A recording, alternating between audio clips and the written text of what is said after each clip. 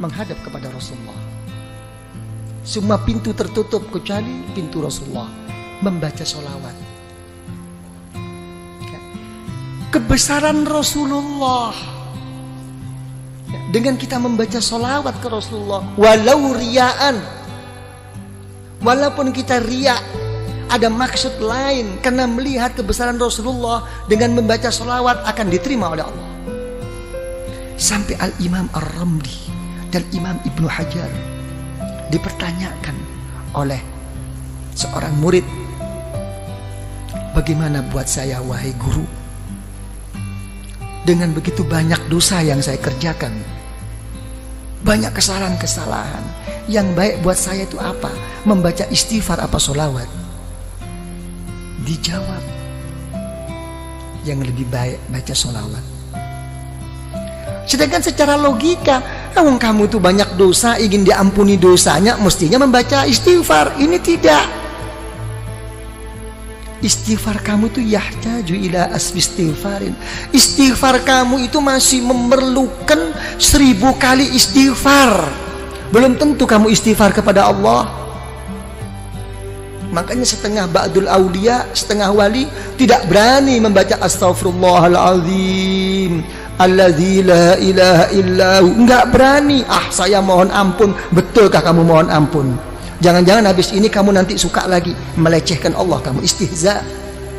Enggak berani.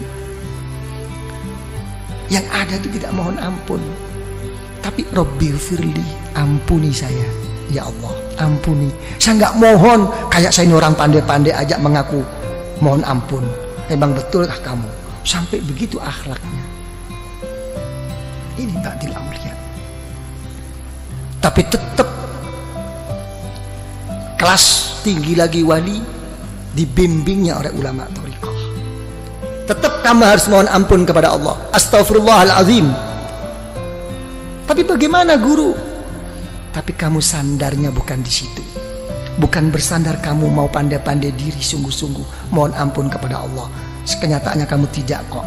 Tapi kalau kamu baca astaghfirullahalazim, kamu larikan kepada Rasulullah SAW. Kenapa? Karena Rasulullah membimbing saya menggunakan kalimah ini. Minta dukungan Rasulullah. Ini ikut. Okay, you understand? Ya, ikut. Karena itu dijawab oleh para ulama, baca sholawat. Kenapa? Karena kamu kalau sholawat sudah berKKN dengan Rasulullah Sallallahu Alaihi Wasallam, ya kan? Sejelek-jelek saya wahai Rasulullah, engkau tidak akan bisa mengingkari bahwa saya walaupun bagaimana termasuk umatmu wahai Rasulullah.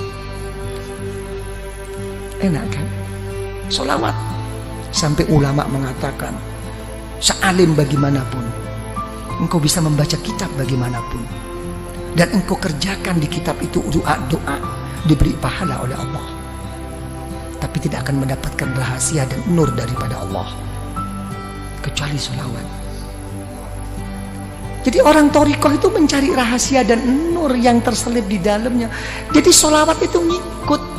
Begitu sudah mengikut sholawat, dibanguni semua guru-guru, digiringnya, diarahkan untuk bersama-sama menuntun kita ke Rasulullah dengan membaca sholawat. Kita ikut Rasulullah. Alam nashrah laka sadrak.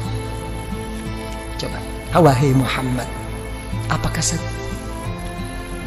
belum melapangkan hatimu?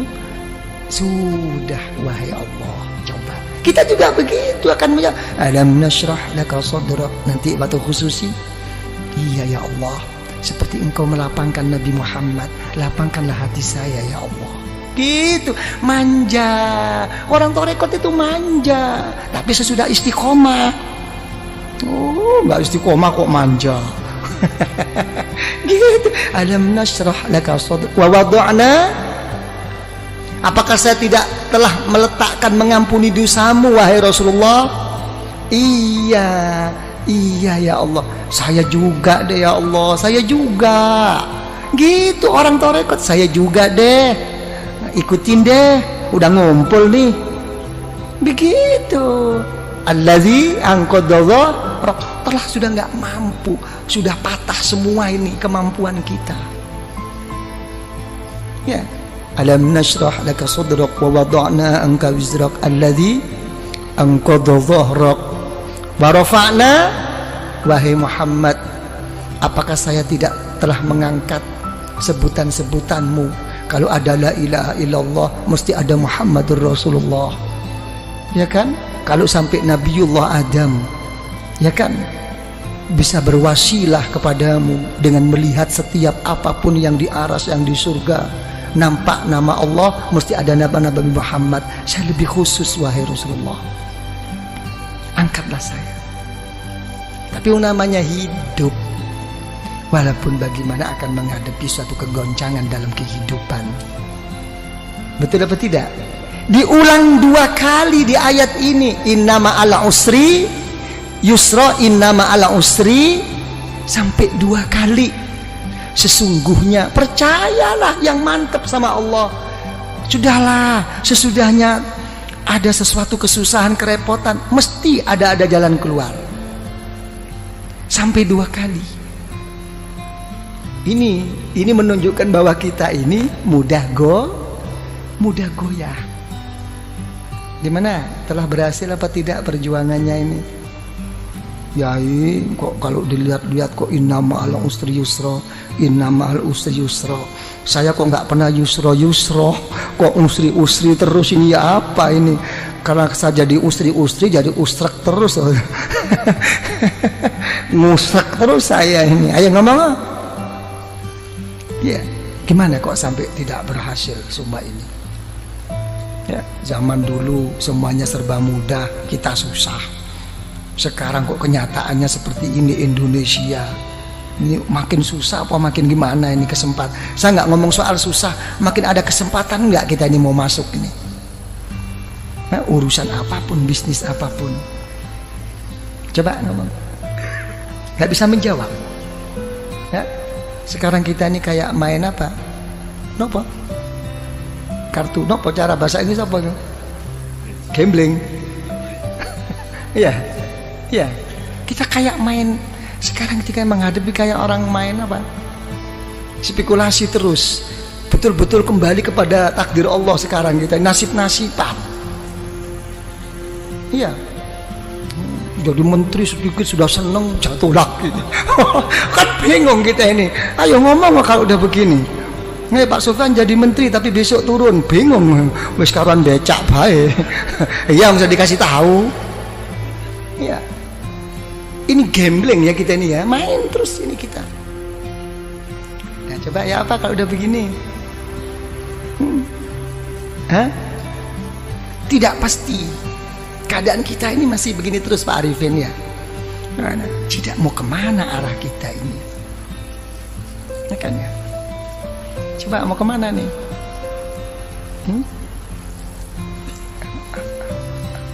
Ya, sama Allah sih sabar. Sama Allah itu nerima, sing gawe ruwet iki sing bang gregetno. Mau tak peting bae rasane itu. Nah, ini permasalahannya. Kalau saya sih dalam menghadapi masalah ini, saya lihat dalam suatu hadis riwayat Imam Al-Muwatta. Ya, dalam kitab Muwatta Al-Imam Malik radhiyallahu anhu itu mengatakan ada satu hadis, kalau Allah Ta'ala itu menyintai seseorang akan diberi ujian oleh Allah. Enak enggak kira-kira ini? Hah? Apa? Yang enteng loh. Enteng enggak enteng itu bukan masalahnya, hatinya. Sesuatu yang enggak bisa dibuat enteng itu kalau sudah menyangkut amanat, tanggung jawab kepada umat. Selain itu terserah hati, dibuat enteng apa dibuat abot, ayo ngomong. Nah, ya, diberi ujian oleh Allah tentang dirinya, tentang keluarganya, tentang bisnisnya, sampai mau meninggal pun keluarnya nafas itu susah. Tapi tetap ingat Allah. Begitu di akhirat, masuk liang kubur, dijemput oleh orang-orang yang soleh. dibawanya menghadap kepada Allah, bertanya, wahai Allah, saya tidak punya ilmu, ibadah saya kurang, saya juga sering mengerjakan dosa, kok tiba-tiba saya sampai di sini nih, gimana? Gak ada nerakanya kamu, kemarin udah kamu ambil semua. Oh gitu dong, oke deh. Ya gitu. Tapi sebaliknya, kalau orang itu tidak disukai oleh Allah, diberi satu kelapangan, makin dia berbuat baik, makin diberi kontan oleh Allah di dunia ini. Semuanya cukup, keluarganya oke, kesehatannya oke, sampai mau meninggal pun lapang, lancar. Tertipu semua orang sekelilingnya, seakan-akan ka'annahu, itulah orang yang baik. Tapi begitu sudah sampai di sisi Allah, masuk neraka kamu. Oh, saya punya sesuatu, saya dulu habis, surga kamu udah kamu ambil kemarin. Jadi kita jangan tertipu, ya, dengan kadang-kadang gimana nih Yai, zikir pun sampai mau patah leher nih, kok enggak lancar-lancar. Ya kan, kok begini-begini, kenapa? Itu sih orang nggak pernah sembahyang, oke-oke aja nih, hotelnya makin tinggi, ini ikut Yai kok tambah begini nih, gimana nih? Wah, gua mau cari guru lain deh. Wah, iki mulai main dukun. Ini banyak yang begitu itu. Betul apa tidak? Inilah. Ya, jangan dilihat zahir, jangan.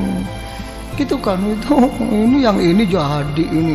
Itu sudah ada, Rasulullah sallallahu alaihi wasallam itu sudah mengatakan ad-dunya jannatul kafir. Memang dunia itu surganya orang yang nggak beriman, tapi nerakanya orang ahli neraka, orang ahli iman. Satu tempo itu cucu daripada cucu Rasulullah SAW begitu hebatnya, gagahnya, naik kuda. Kalau sekarang mungkin naik Mercy begitu. Ada orang kafir protes, wahai cucu Rasulullah, sudah tidak sesuai lagi perkataan datuk engkau. Kenapa? Datuk engkau mengatakan bahwa dunia ini surganya orang kafir dan nerakanya orang beriman. Kenyataannya saya ini kafir kok melarat, kamu kok malah kaya. Kamu kok enak-enakan. Coba dijawab oleh cucu Rasulullah. Ya, sehebat-hebat saya di dunia ini, kalau dibandingkan besok di surga masih kayak neraka ini. Sesusah-susah kamu di dunia ini masih surga dibandingkan besok di neraka. Langsung masuk Islam. Halo, ayo kon masuk Islam. Kadang-kadang bodoh Islami ngomel, ah gila loh, ngomong aja. Ini loh permasalahannya. Ya. Jadi ya gimana kalau gitu? Ini robitoh, ini hubungan kumpulan ini. Apa yang berhasil? Kita selama ini terlalu terpukau dan selalu dianjurkan oleh orang-orang banyak. Apa yang dianjurkan adalah sabda Rasulullah SAW, man kana akhiru kalamihi la ilaha illallah dakhalal jannah. Siapa yang akhir perkataannya itu la ilaha illallah, masuk surga. Bagaimana orang itu mau ingat la ilaha illallah? Ya, pada saat itu semua setan, iblis sudah datang semua kok. Silahkan kamu jadi orang kiai, jadi orang yang soleh, jadi ini. Yang penting nanti akan meninggal, akan gude iman kamu. Susah. Ini sebetulnya ini hanya cuma anjuran agar bagaimana zikir itu menjadikan tabiah, menjadikan otomatis, bukan hanya sekadar cuman dibaca pada saat perlu aja. Dengan keotomatisannya itu insya Allah, ya, menghadapi segala kesusahan mau meninggal ini akan diingati oleh Allah, dakhalal jannah. Kalau dia menyebut la ilaha illallah, itu anjuran. Tapi praktek Rasulullah tidak begini kok. Praktek Rasulullah akan meninggal itu justru beliau tidak mengatakan la ilaha illallah, malah beliau berdoa, Allahumma ar-rafiqul, ya Allah, pertemukan saya ya Allah, kumpulkan saya ya Allah dengan kawan-kawan saya yang mulia ini. Coba, ini Rasulullah nangis. Sayyidatuna Aisyah radhiyallahu anha, idzan la yakhtarna, karena Rasulullah sudah menyebut-nyebut orang-orang yang saleh, menyebut orang-orang yang tinggi di sisi Allah. Sudah jelas Rasulullah tidak akan memilih kita, akan kembali Rasulullah kepada Allah. Ini ternampak, semua kawan Rasulullah itu ternampak orang-orang yang soleh ini. Ada satu kerinduan bertemu mereka-mereka. Ini maksudnya Robitoh itu di sini. Makanya ada istilah, dalam istilah ulama Thariqah itu apa? Ar-rafiq qabla thariq. Ya, mencari kawan itu sebelum melangkah berjalan ke arah mana. Cari kawan, apalagi ke Allah. Yang benar cari kawan ini, yang bisa mendampingi suka dan duka. Itu doa Rasulullah. Allahumma ar-rafiqul a'la. Nampak. Jadi kalau orang thariqah, misalnya yang pernah saya saksikan, saya buktikan dengan orang tua saya sendiri, dan orang tua saya juga menceritakan tentang guru-gurunya begitu. Jadi begitu sudah sakit parah, kalau sudah sakit parah, ada orang lewat siapapun kok disebut itu gurunya. Ayah saya juga begitu. Sopori mlebu wau, anu punya tutu Mbah Romli kok, gurunya yang disebut. Sudah melebar. Mbah Romli kok, bukan ya, itu bukan Mbah Romli. Mbah Romli kok, enggak begitu. Ruhaninya sudah ketemu itu. Di alam sadar, ruh antara mau berangkat enggak berangkat ini ketemuan. Ini yang dinamakan orang-orang sufia itu yaqadha, pada saat-saat begini. Jadi ini hubungan thariqah itu di sini, bukan apa namanya, bukan hal-hal yang lain. Sampai mau meninggal pun ada masalah yang begini ini, kan? Jadi paham ya? Jadi begitu, innama ala usri yusra. Kalau sudah susah atau seneng, ya lari kepada Allah. Fa idza faragta fansab. Ya, kalau sudah selesai, ayo tetap jungkel loh. Ya, dengan sungguh-sungguh gitu loh. Kalau dalam kekosongan isi dengan kesungguhan kepada Allah. Wa ila rabbika farghab. Ini jawab.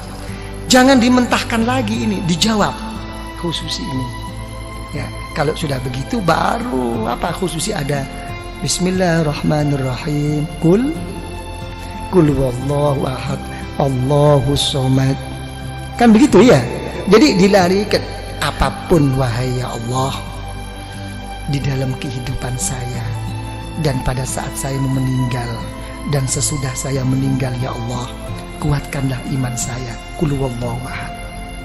Semuanya saya kembalikan kepadamu wahai ya Allah. Ini kunci. Lah, apa kalau kita sudah buka kunci itu cukup? Tidak cukup. Di sini kita digugah lagi oleh guru itu. Kirim Fatihah lagi. Dibangunkan lagi guru-guru ini untuk menghadap bersama-sama kepada Allah. Al-Fatihah. Sudah Al-Fatihah, sholawat lagi. Diajak bersama-sama ke Rasulullah. Ini Rasulullah. Baru ukuran pribadi. Baru apa maumu sekarang? Ditantang oleh guru-guru. Apa maumu? Kamu ngetok-ngetok sama aku terus-terus kayak begini. Apa maumu? Nah, ini pribadi. Mauku ini. Karena kita sudah dituntun oleh guru, sudah melalui wasilah Robito oleh guru, dibawa oleh guru rohani kita, didudukkan di depan Allah. Ini hawa. Ini Allah. Ini di depanmu. Perlu apa kamu sekarang? Didampingi oleh gurunya di belakangnya. Disepuhkan, dituntun sampai di hadapan Allah. Apa kenyataannya dikhususi? Menyebut nama Allah. kepentingan pribadinya.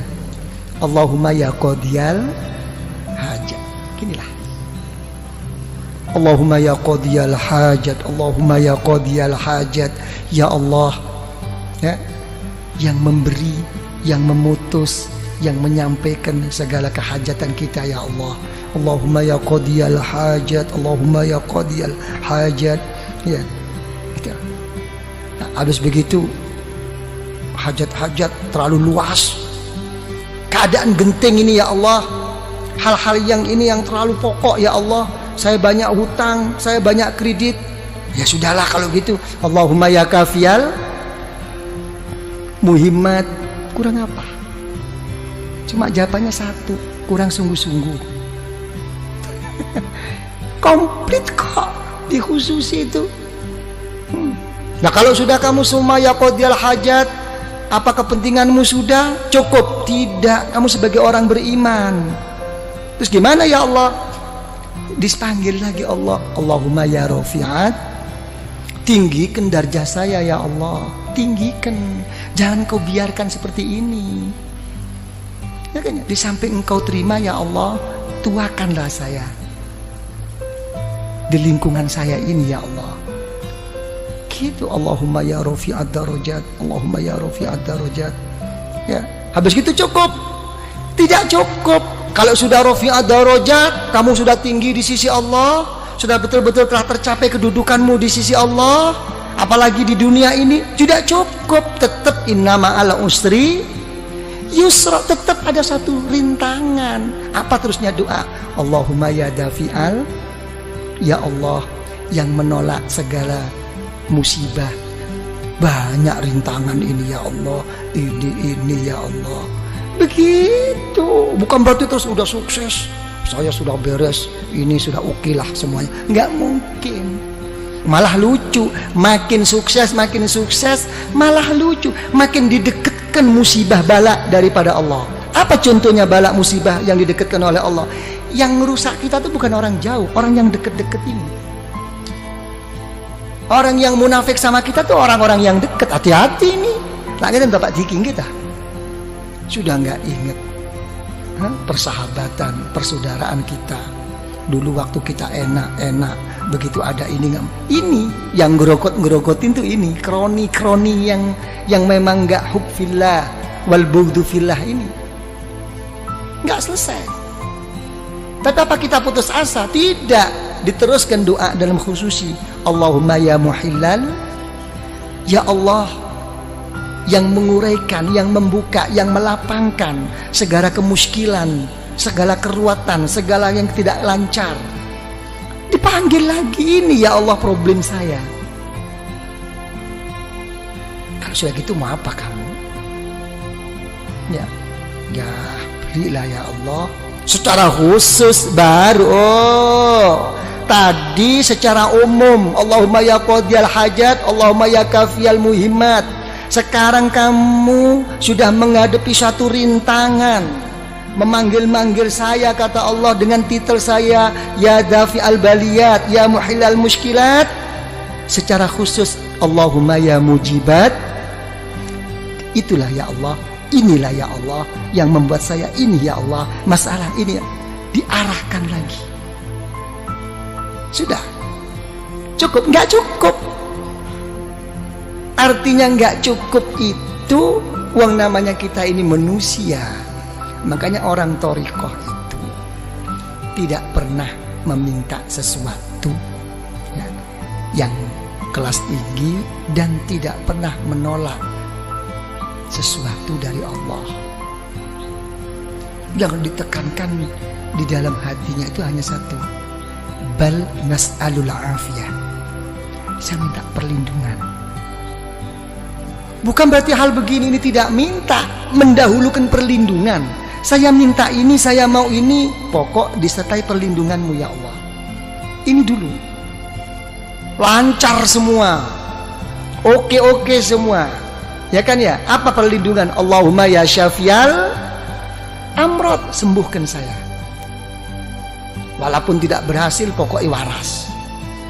Mek wis waras kabeh, cukup nggak cukup? Kita selalu ingin Allahumma ya arhamar ingin dirahmati. Kalau kita nggak dirahmati oleh Allah, mau pakai resep apa sekarang? Dunia sudah terbalik. Ra'a ma'rufan munkara wa munkaran ma'rufa. Zaman sekarang itu begini kok. Yang baik dianggap buruk, yang buruk pokoknya mengikuti kepentingan. Minta rahmat daripada Allah, baru sholawat lagi ya tak? Rasulullah diketok lagi, agak macet Rasulullah, doa saya ini kok kayaknya ego banget. Allahumma sholli ala sayyidina Muhammad an-nabiyil ummi. Coba yang dipakai itu titel Rasulullah an-nabiyil ummi, nabi yang buta huruf. Lain kalau buta hurufnya Rasulullah begini, buta hurufnya kita ngeblak. Nah gitu kan. Tapi tetap ini menunjukkan apa? Kebesaran Rasulullah dan menunjukkan kebodohan kita. Titel Rasulullah yang buta huruf. Engkau buta huruf wahai Rasulullah kayak begitu. Nah, saya kan lebih buta huruf, mestinya lebih dikasihani dong. Jadi ke sana arahnya itu. Kita wis manja-manja diri Pak Arifin. Udah baca sholawat? Cukup, tidak cukup. Secara khusus saya punya jalur ya, Syekh Abdul Khaliq Al-Ghazdawani dipanggilnya, Syekh Abdul Qadir Al-Jailani radhiyallahu an dipanggilnya dengan Fatihah ya. Sudah sholawat lagi. Jadi Rasulullah itu kan untung sudah jadi roh. Nggak jadi roh kan capek dibangunin terus ya. Allahumma sholli ala sayyidina Muhammad nabiyil ummi wa ala alihi wa sahbihi wasallam. Sholawat lagi.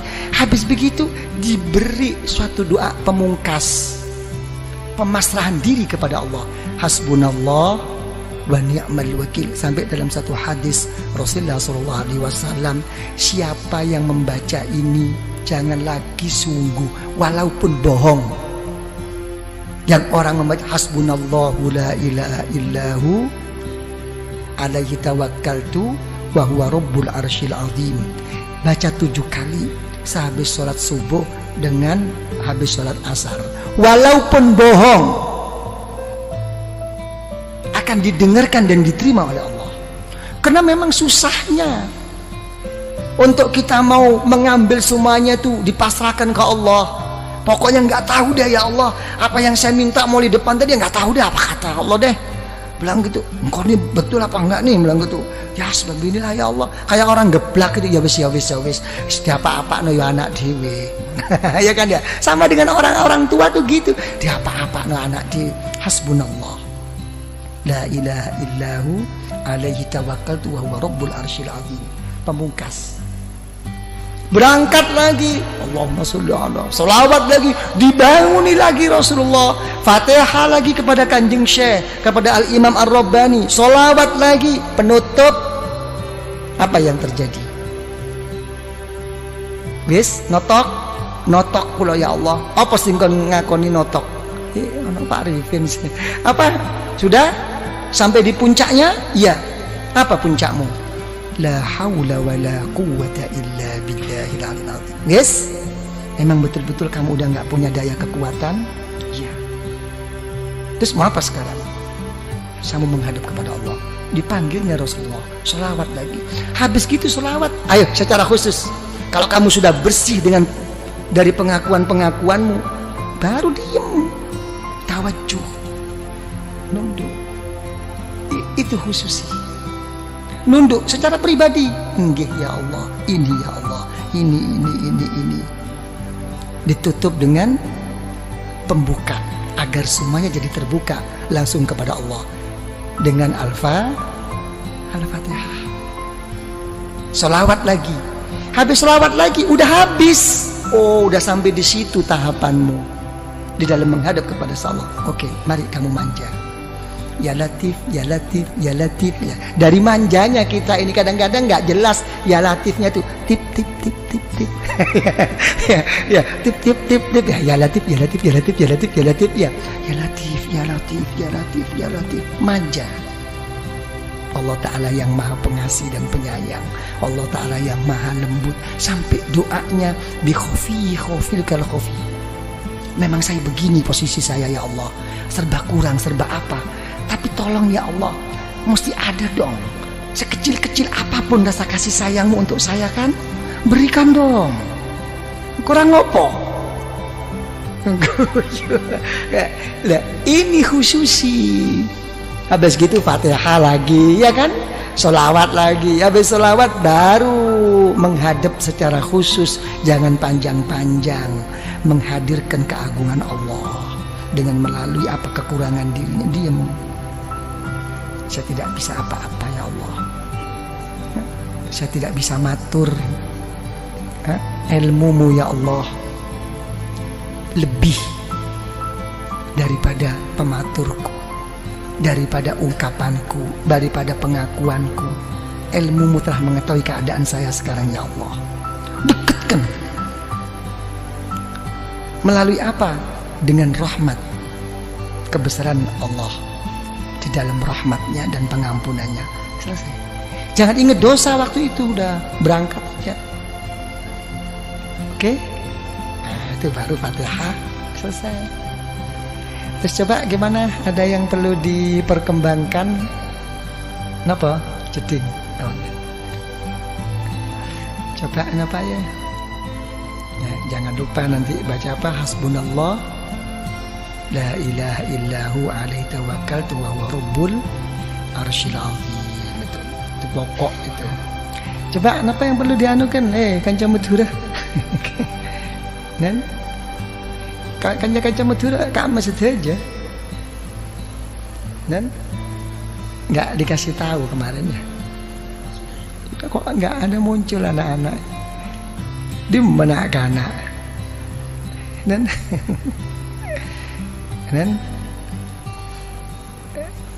Pak Diki tuturi Handayani apa Pak Diki hilang semua. Hilang ya, nanti kalau saya pulang aja diinget-inget, datang sendiri. Ya, kenapa? Ya enak, tapi juga harus ke situ gitu. Ya, rasanya belum ke situ, coba tetap harus ke situ gitu. Ya, jangan nunggu Pak Arifin, jangan nunggu harus begini. Kalau kata orang sufi itu siru ilallah urjan wa makasira wala tantazir sihah wal farah fa inna intidharahuma bitalah. Kalau kepada Allah itu pincang-pincang, pecah-pecah, kurang-kurang, berangkat saja. Berangkat. Jangan nunggu sehat, jangan nunggu sempat. Masih repot yai, ini nggih pun kula trimo repote, muga-muga tambah repot ben gak teko. Nggak bisa. Jadi nikmat kesempatan itu nikmat besar. Jangan menunggu. Kalau orang itu menunggu sehat ya dan menunggu kesempatan dalam berangkat kepada Allah, tidak akan mendapatkan. Nanti akan datang lagi, akan begitu lagi. Nggak tahu. Kayaknya semua kesusahan itu diajak komunikasi mau berangkat itu. Sampai pinggangnya pun ditanyakan, gimana Gang, mau berangkat nggak? Kayaknya kok agak kaku ini. Nggak jadi kok. Jangan urusan besi tuanya, urusan pinggangnya juga begitu. Kan cuma turun kamah, ayo ngocak. Derem ngocak. Nah, ini hal-hal begini ini kayak kawan-kawan Madura ini hati-hati. Kenapa saya katakan hati-hati? Begini ya, ini ngomong tentang niat. Semua itu kata Rasulullah SAW, ila ma hajaru ilaih. Semua itu akan kembali kepada hijrahnya. Kalau orang itu hijrahnya itu walaupun ke Mekah dan berdampingan dengan Baitullah, ya. Kalau memang kesananya itu memang lebih menonjol dan kuat untuk cari kerja, kurang kesungguhannya. Itu. Jadi orang-orang Madura yang datang ke sini itu untuk bekerja itu butuh niat super ekstra, gitu kan? Karena berangkatnya itu sudah ke sana arahnya itu. Berangkat dari Madura, tangki Kak Kantone kalako. Ini mau sampai ini merupakan satu halangan, tidak jadi memang. Mendingan orang penduduk sini. Ya kan? Kalau penduduk sini kena males. Ya. Tapi kalau orang yang memang niatnya itu begitu, bukan males, karena sudah terdinding, mencari alasan. Dan itu untuk dipertahankan agar diterima, mencari pembenaran. Maka orang pikir selok datang tangki. Biasanya orang-orang yang diajak kepada Allah tidak mau datang dengan alasan macam-macam. Tolong dibuktikan, betulkah dia itu sibuk? Kalau dia itu betul-betul udzur sibuk, pada saat acara yang akan datang, pasti akan datang, diberi pertolongan oleh Allah. Tapi kalau dia nggak betul-betul sibuk, kena males, lihat paling nggak keng toju aroko. Dan berikutnya akan begitu terus. Dan untuk memberangkatkan itu susah. Dia hanya mempunyai i'tiqad. Untuk menjadi orang yang berangkat itu susah. Dan itu hafal, begitu itu udah pembawaan. Saya nggak akan coba betul lagi. Man eman. Kan kita kadang wah, tongkui kiai kalau datang ada kiai ni boleh. Dia ni hak lah cukup dari datang mau kiai. Aduh, swarga gede kok cukup kan. Tanggi saya. Jadi untuk orang ikhwan thariqah sangat-sangat tidak layak. Bukan masalah salah bener. Coba Pak Arifin apa? Jadi jangan tunggu, yang penting berangkat. Nah, gitu Pak Arifin ya. Dan ada kemauan. Lebih-lebih kemauan itu dengan dasar merasa dirinya berkurang, tidak punya apa-apa, tambah begini. Itu nilai yang pokok. Sembahyang malam karena sudah menjadi rutinitas, ya biasa.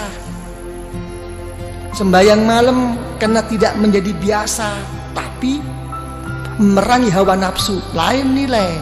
Ini yang lebih mahal. Karena ini dengan perasaan pengakuan di dalam hatinya untuk memerangi hawa nafsu, lain. Nilai di sisi Allah itu lain. Dan ini kalau sampai kuat terus begini. Makanya isyarah Rasulullah SAW, lau tadumuna ala ma kuntum indi, lau tadumuna. Kita diajak harus terus menerus. Jadi gitu. Tapi sudah rutin saya yai, walaupun rutin tetap diajak komunikasi. Oke, terus berhenti Pak Bito. Sudah capek ini. Ya sudah nggak ada lagi. Udah ya gitu aja lah.